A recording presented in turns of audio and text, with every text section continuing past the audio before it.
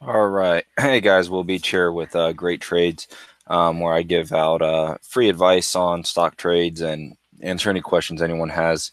Um, what I wanted to go over real quick is just the visual of a stock chart and setting it up properly. That way, you can make quick decisions and it keeps your analysis down to a minimal. So with that being said, what I have done with my chart is um, basically green is go and red is stop. And with my ADXR, MACD, momentum, and stochastic, they're all either green or red or both. So you can see here I have the AMD chart pulled up, and I'm on a 4-hour time frame. So we can see when entries are possible. I have the 9-day moving average here. I have the 25-day moving average as red and the 50-day as yellow.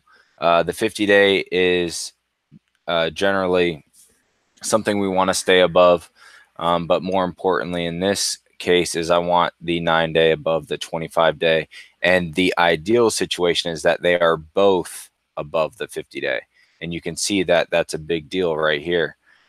So then as we go down the line, this is what we can look at. Is the green above the red? Yes. Is the green above the red? Yes. Is the green above the red? Yes. Is green above 0? Yes. Is green above red? Yes. So if you would have taken all of these confirmations right here, you would have been able to ride it up from about $17 all the way up to that $20 mark. And then your first indication to sell would have been as it started crossing back below the 9-day. So around the $19 mark would have been a good sale. So 17 to 19, $2 gain, or 19 and a half really. I also use the indicator. So as soon as you would have seen either this crossover or the big red arrows to help say, hey, this is about to take a fall, you could. If you're a long-term player, this probably didn't bother you, and you could play it through. You even cross below and stay above the 50, and then you're starting to work your way back up. But for all the short-term momentum trend players, you could have rode that up $2.50 easily and made quite a bit of money, even if this was where you stopped out because of this red candle, then that would have worked out as well. But again, I just want to make this quick video because it's just about the indicators and making decisions. So again, this is the 9-day and the 25-day and the 50-day. And the 9 and 25 should both be above the 50.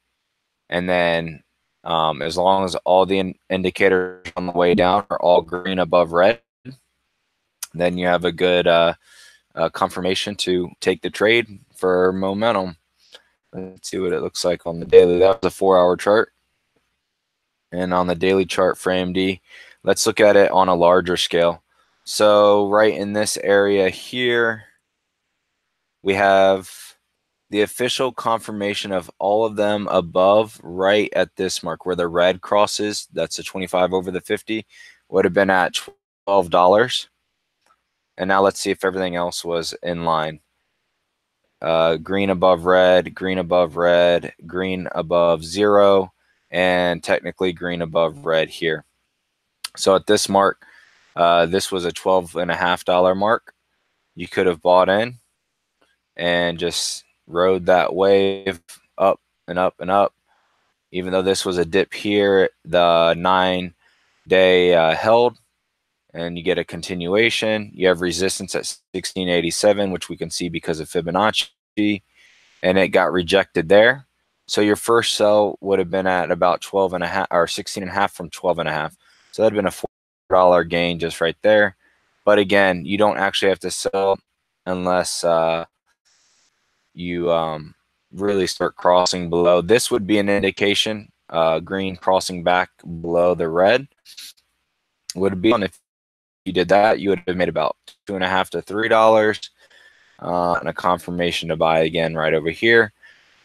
But again, if you're a long-term player, that none of that would have you, as it's still trending up on the 50-day.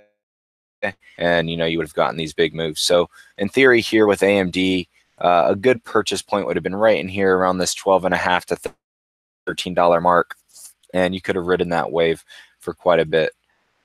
Again, this is more for momentum trend players rather than long-term players, but even daily is considered momentum.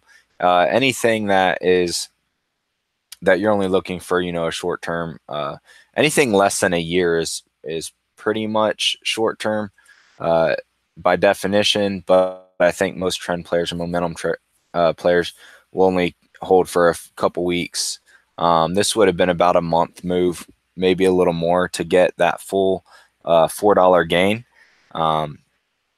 which isn't too bad at all. But anyways, just want to share that. Red above green on all these are great indicators. And then the selling would have been about the same when you see red below 0. And then that would have been 3 out of the 4. So even though this bounced back, you could have let it go a little bit, because that would have indicated that you're going to get a bounce with the stochastic, even though everything was below. And you could have watched it if you wanted to back to this point.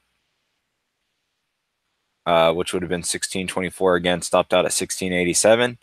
And since it got blocked out there, that would have been a concern, especially since it attempted again and fell. Usually that could be a big indication of a big fall to come back down to retest like maybe 1385. But it didn't because you had a catalyst, which was like right here, the earnings. But again, you follow those lines, and they basically tell you whether you should be in or out of a trade. So I hope that you guys find that helpful, and ask any questions, and I'll be happy to answer them. So don't forget to subscribe and like my video. Thanks, guys, and have a great day.